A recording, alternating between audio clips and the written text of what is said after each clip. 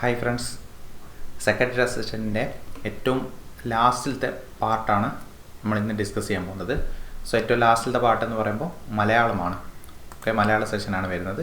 So ഇതുവരെയുള്ള എല്ലാ സെഷൻസും, അതായത് എല്ലാ പാർട്ടുകളും, ഇപ്പോൾ ഓൾറെഡി 9 പാർട്ടുകൾ ചെയ്തിട്ടുണ്ട്. ഓക്കെ, അതിൻ്റെയൊക്കെ ലിങ്ക് ഞാൻ എന്ത് ചെയ്യാം, ഡിസ്ക്രിപ്ഷനിലായിട്ട് കൊടുക്കാം.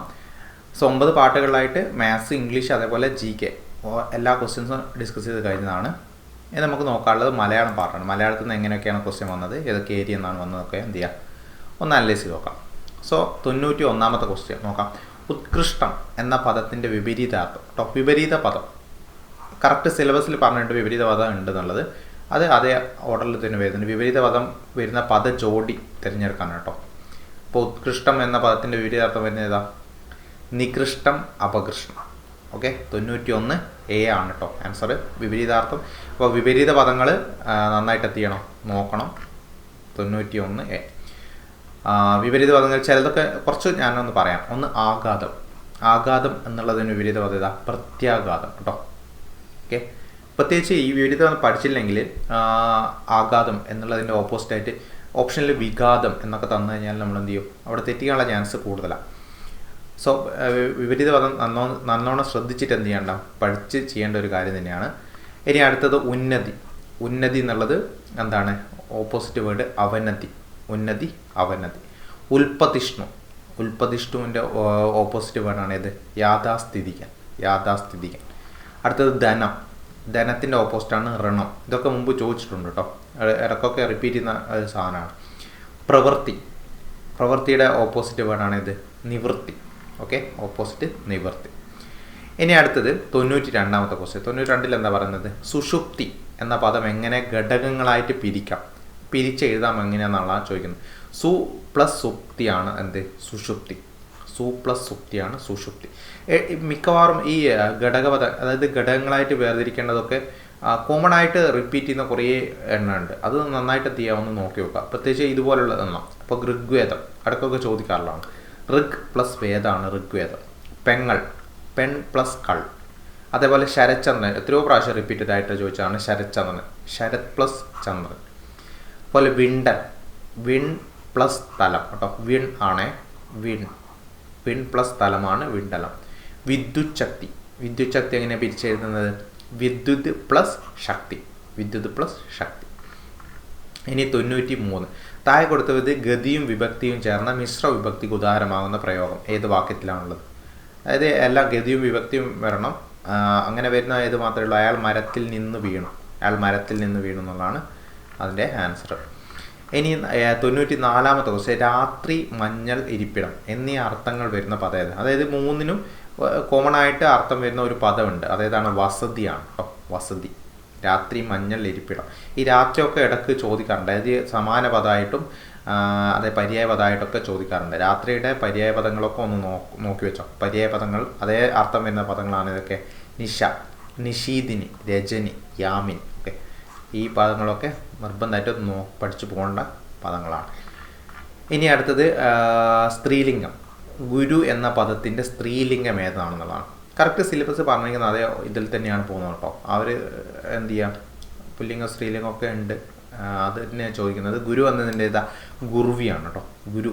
ഗുരു എന്നുള്ള പദത്തിൻ്റെ സ്ത്രീലിംഗം ഗുർവിയാണ്. ഇനി തപസ്സി. തപസ്സി എന്ന് പറയുമ്പോൾ തപസ്വിനി. ദാതാവ് അടക്കം ചോദിക്കാറുണ്ട്. ധാത്രി. ഓക്കെ, ദാതാവ്, ധാത്രി. നേതാവ് ഏതാ? നേത്രി. യോഗി. യോഗി, യോഗിനി. ഓക്കെ, യോഗി, യോഗിനി. ലേഖകൻ എന്താ? ലേഖിക. ലേഖകൻ എന്താണ്? ലേഖിക.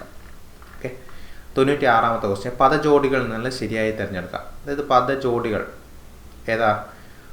സ്വപരിശ്രമം. സ്വപരിശ്രമം, സ്വയം പരിശ്രമം. 96 ഏതാണ്? A ആണ് വരുന്നത് അല്ലേ? 96A ആണ്. യെസ്, സ്വപരിശ്രമം. ഇത് കറക്റ്റ് തന്നെയാണ്. സ്വപരിശ്രമത്തിന് സ്വയം പരിശ്രമം എന്ന് പറയുന്നത് അത് ഒരേ പദജോഡിയാണ് അത് വരുന്നത്, സ്വയം പരിശ്രമം. 97. കാക്കയുടെ പര്യായ പദങ്ങളിൽ പെടാത്തത് തിരഞ്ഞെടുക്കുക. ഇത് കുറച്ചുകൂടി എളുപ്പമാണ്, കാരണം നമ്മൾ കോമൺ ആയിട്ട് പഠിക്കുന്നതാണ്. ഏത്? കരി അല്ലാതെ എന്നുള്ളത് അറിയാം. കരി എന്നുള്ളത് ഏതിൻ്റെ പര്യായമാണ്? ആനയുടെ പര്യായമാണ്. സോ കാക്കയുടെ പര്യായങ്ങൾ ഏതൊക്കെ വരും? ഹരിഷ്ടം, കരടം, മൗകലി. ഇതൊന്നല്ല കോമൺ ആയിട്ട് ചോദിക്കുന്ന കേട്ടോ. കാക്കയുടെ പര്യായങ്ങൾ കോമൺ ആയിട്ട് ചോദിക്കുന്നതിൽ ഏകദൃഷ്ടി, ബലിബുക്ക്, ഓക്കെ, വായസം, ഇതൊക്കെയാണ് കേട്ടോ. ഇതൊക്കെ ഒന്ന് നന്നായിട്ട് നോക്കണേ. പരവൃത്ത്, കാരവം, കരടം, അരിഷ്ടം ഇതൊക്കെ വരുന്നുണ്ട്. മൗകലി അതൊക്കെ ഇവിടെ വന്നിട്ടുണ്ട്. പിന്നെ ആന ഞാൻ പറഞ്ഞു കരി എന്നുള്ളത് ഏതാണ്? ആനയുടെ പര്യായമാണ്. സോ ആനയുടെ പര്യായപദങ്ങളിൽ വരുന്ന മെയിനായിട്ട് വരുന്നത് നമുക്ക് പഠിക്കേണ്ടത് ഗജം, ഹസ്തി, കരി, കളഭം, മാതംഗം, ദന്തി. ഓക്കെ, ഇതൊക്കെ മെയിനാണ്. വാരണം ഇതുള്ളതൊക്കെ ഒന്ന് നോക്കി വെക്കാം. ഇപ്പം, കുമ്പി, കുഞ്ചരം ഇതൊക്കെ എന്ത് ചെയ്യാം നോക്കി വെക്കാം. 98 താഴെ കൊടുത്ത പദങ്ങളിൽ ശരിയായത് ഏതെല്ലാമാണ്? വൈരൂപ്യം എന്നുള്ളത് ശരിയാണ്. വൈരൂപ്യം എന്നുള്ളത് വിരൂപത. ഓക്കെ, വിരൂപത ഉള്ള എന്നെ പറയുന്നതാണ് വൈരൂപ്യം. അപ്പോൾ 1, 3 ഇതിൽ ശരി കേട്ടോ. 1, 3 ശരിയാണ്. ഓപ്ഷൻ സി ആണ് ആൻസർ. ഇനി അടുത്ത് 99 അർത്ഥത്തിൽ സാമ്യമുള്ള പദജോഡികൾ. അർത്ഥത്തിൽ ഒരേപോലെ വരുന്നത് ഇത് ഏകദേശം ഒരു കോമൺ ആയിട്ട് വായനയൊക്കെ ഉള്ളവർക്ക് കിട്ടും. ഉന്മൂലനം, ഉന്മാർജനം രണ്ടും എന്താണ്? ഒരേ അർത്ഥം, ഒരേ സാമ്യമുള്ള ഒരു പദജോഡി. ഇതിലെ വായസ് നമ്മളിപ്പോൾ പറഞ്ഞിട്ടേ ഉള്ളൂ. ഏതാ വായസ് എന്ന് വെച്ചാൽ എന്താ? കാക്കയാണ് വായസം. തൊട്ട് മുമ്പേ പറഞ്ഞതാണ് വായസ്. ഇതിൽ പരിണാമവും പരിമാണവും നല്ല വ്യത്യാസമുണ്ട്. പരിമാണം എന്ന് വെച്ചാൽ അളവാണ്. ശരിക്കും അളവ് എന്ന അർത്ഥത്തിനാണ് പരിമാണം. പരിണാമം നിങ്ങൾക്കറിയാം.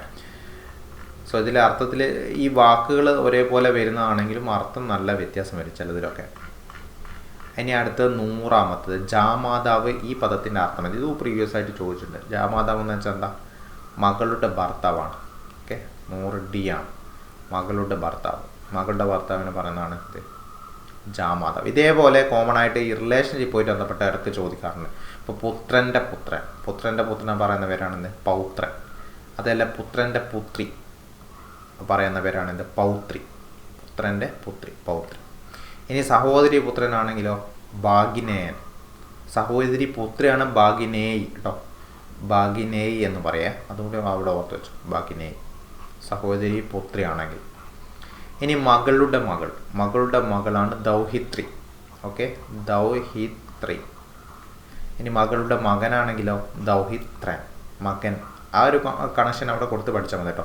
മകൻ, ദൗഹിത്രൻ. അതേപോലെ ഇവിടെ പുത്രൻ, സഹോദരി പുത്രൻ, ഭാഗിനേയൻ. പുത്രിയാമോ ഭാഗിനേയി. ഓക്കെ, ഇവിടെ സഹോദരി പുത്രിയാമോ പൗത്രി. ഈ കണക്ഷൻ അവിടെ കൊടുത്തില്ലെങ്കിൽ, കാരണം ഇതൊക്കെ എന്ത് ചെയ്യും, ഓപ്ഷൻ വരുമ്പോൾ ഇതിലൊക്കെ ഈ കോമൺ ആയിട്ടുള്ളതൊക്കെ വരും. ഇപ്പോൾ പുത്രൻ്റെ പുത്രി എന്ന് ചോദിച്ചിട്ട് ആദ്യ ഓപ്ഷൻ പൗത്രൻ ഉണ്ടാവും, പിന്നെ പൗത്രി ഉണ്ടാവും. ഓക്കെ, അത് എന്ത് ചെയ്യണം? കോമൺ ആയിട്ടുള്ളത് നന്നായിട്ട് തന്നെ നോക്കണം. ഓക്കെ, സോ ഇത്രയാണ് സെക്രട്ടറി അസിസ്റ്റൻറ്റിൻ്റെ 100 ക്വസ്റ്റ്യൻസ് കേട്ടോ. 1 മുതൽ 100 വരെയുള്ള ക്വസ്റ്റ്യൻസാണ് നമ്മൾ ഡിസ്കസ് ചെയ്തത്. ഇനി ഇതുമായിട്ട് ബന്ധപ്പെട്ട എന്തെങ്കിലും മെറ്റീരിയൽസോ എന്തെങ്കിലും ക്വസ്റ്റ്യൻ പേപ്പേഴ്സൊക്കെ വേണമെങ്കിൽ നിങ്ങൾക്ക് എന്ത് ചെയ്യാം? വാട്സപ്പിൽ മെസ്സേജ് ചെയ്താൽ മതി, ഞാൻ അയച്ചുതരാം. അതേപോലെ ടെലഗ്രാമിൽ ക്വസ്റ്റ്യൻ പേപ്പേഴ്സൊക്കെ നമ്മൾ ഇടാറുണ്ട്.